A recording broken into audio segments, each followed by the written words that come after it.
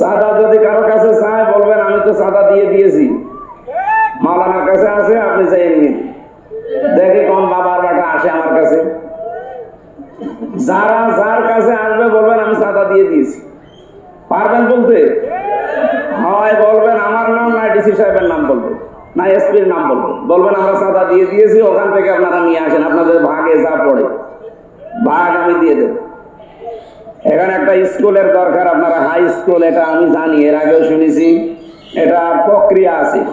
সংসদ বসুক, আমরা সংসদ অধিবেশন আসলে এই বিষয়গুলো শুধু একটা না, এরকম 13টা ইউনিয়ন এবং 21টা ওয়ার্ড পৌরসভার ভেতরে সবগুলো নোট করে 3-4 মিনিট সময় পাওয়া যাবে। হয়তো এই বিষয়গুলো বলতে 3-4 সেকেন্ড সময় পাবো।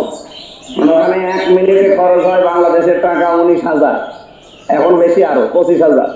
1 মিনিটে যদি 25,000 টাকা খরচ হয়, 4 মিনিট সময় দিলে 1 লাখ টাকা শেষ।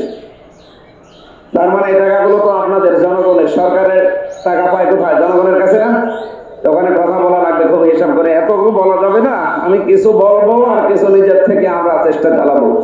রাস্তাঘাটের জন্য সব তো বলেই দিল যে এই রাস্তাটা আমার মনে হয় এখন ফরজ হয়ে গেছে, বিশেষ করে বটকল থেকে পোড়াদার এই যে হারুমোড় পর্যন্ত।